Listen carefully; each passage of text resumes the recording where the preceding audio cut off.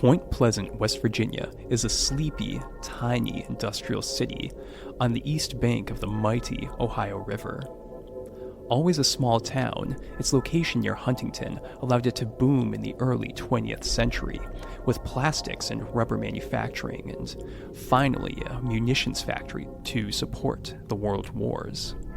However, with the close of the war came the close of the factories, and Point Pleasant slipped back into obscurity. That is until one fateful day in December 1969, when the Silver Bridge collapsed, killing 46.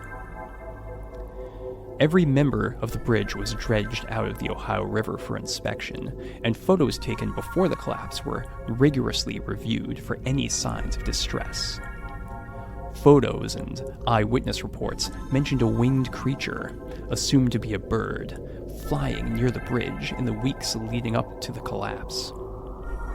It didn't take too long for someone to conjure up a newspaper printed the past summer, the cover story featuring a curious beast called the Mothman. Hello, this is Mike from Darker Days Radio, and you're listening to A Secret Frequency on the Mothman. Tonight you will be regaled with stories, both fact and possibly fiction, and treated to a plethora of ideas for your horror games. This episode includes content dealing with conspiracy theories. If you aren't interested in hearing about that, just skip ahead to the next episodes. And now, on to the horror. The brisk cold washed through the car as two couples drove down Lover's Lane. They'd just driven past the abandoned West Virginia Ordnance Works when they were shocked to see a pair of piercing, glowing red eyes glaring at them in the road. Roger slammed on the brakes and stalled the car, and the eyes ahead of them didn't blink or flee. From the darkness beyond the headlights, the passengers could see the creature, too large to be a bird, spread its wings just as the engine turned over. Roger hit the accelerator. The frightened couples were pursued by the winged creature until they got to town, allegedly reaching up to 100 miles per hour. Convincing themselves that it must have just been a large bird, they decided to head back and see if they could find it again. As they got close to the TNT plant, they found the eyes were waiting for them once more. The headlights passed over the creature for only a second before it leapt into the air, and it was obvious that this was no mere bird. The incident was reported to the police, who began combing the old munitions plant for a, quote, man-sized bird, end quote. While they came back empty-handed, sightings of the creature steadily increased, along with some other tales of missing dogs and strangers in the night.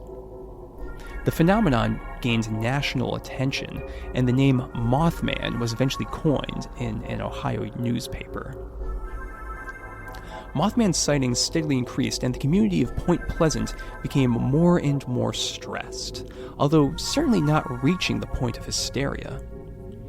Business continued as usual until the fateful day of December 15th, 1969, when a single eyebar of the Silver Bridge fractured, causing the entire span to collapse.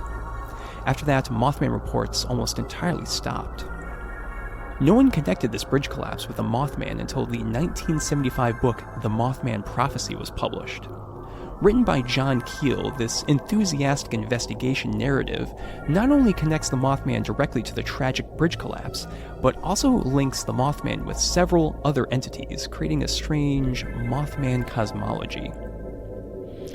John Keel is a divisive figure in the conspiracy theory community, but represents a sort of Gnostic belief structure that every mystery, pseudoscience, and complot is intertwined.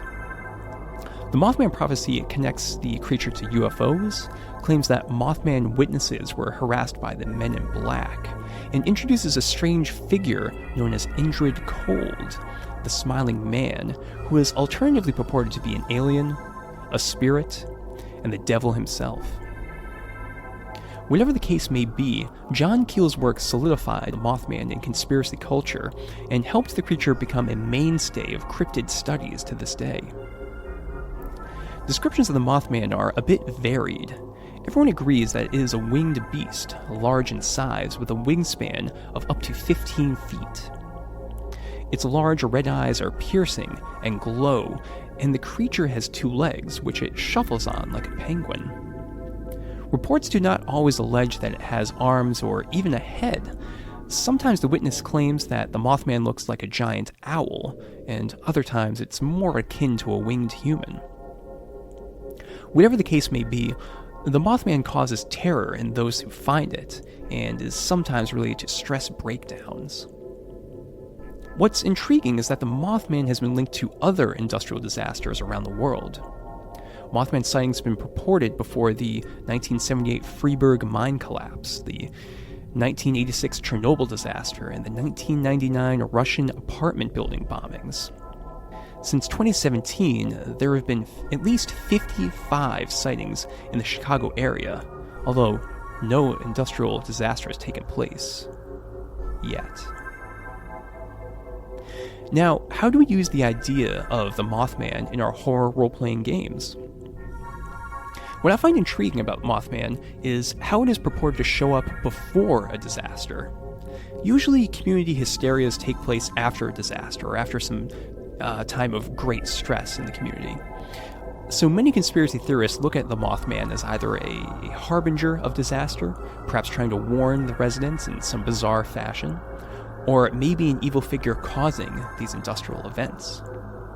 In Chronicles of Darkness Mortals games, the Mothman could be a mysterious patron for a band of unwitting investigators.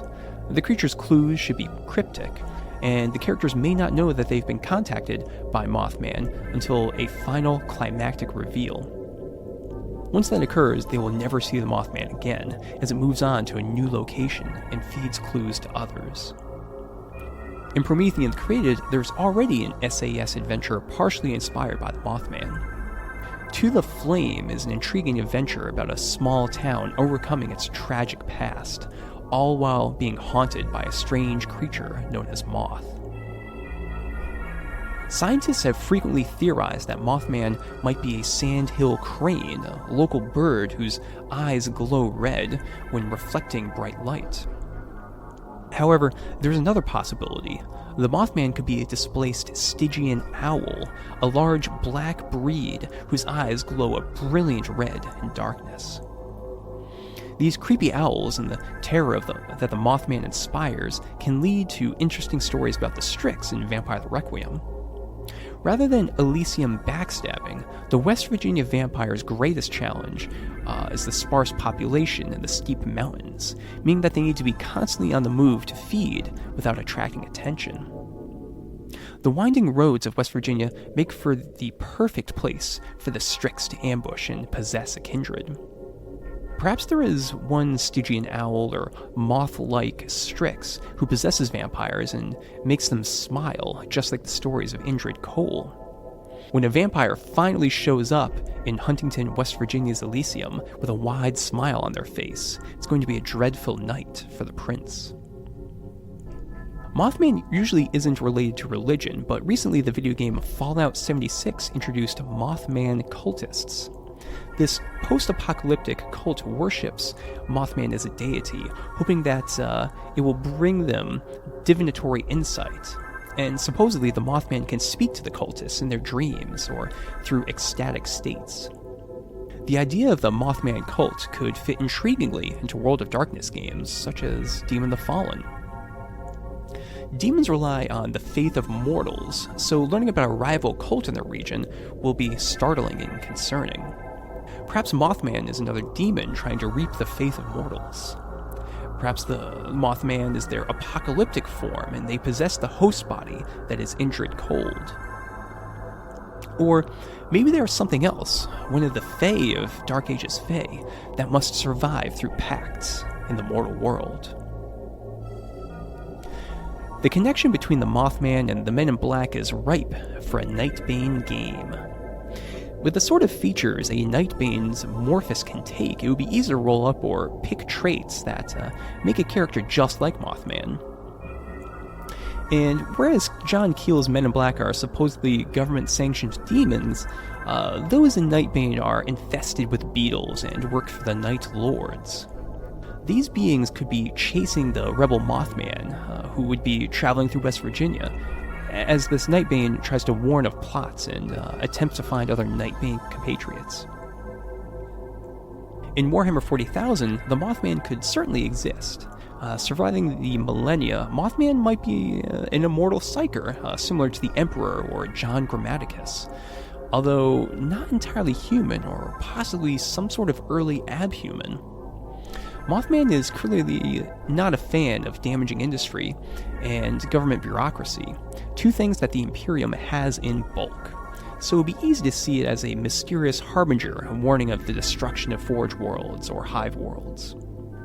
For the Inquisition, this being must be a seditious Xenos to be destroyed, but for an unscrupulous rogue trader, the Mothman's unique knowledge could forgive its blasphemous nature.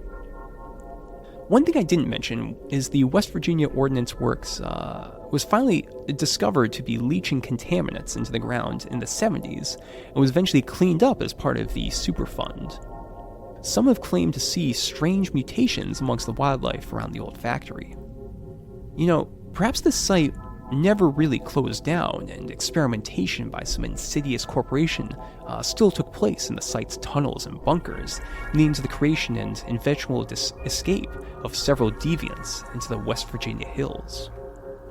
Or, going a more Werewolf the Apocalypse route, this place could be a festering den of the worm, creating dozens of Fomori. This has been a Secret Frequency from Darker Days Radio. If you'd like to find more of our work in horror gaming, check out darker-days.org.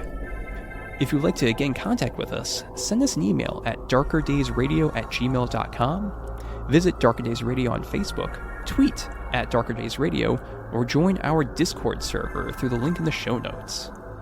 And until our next Secret Frequency, good night, good luck, and stay safe out there.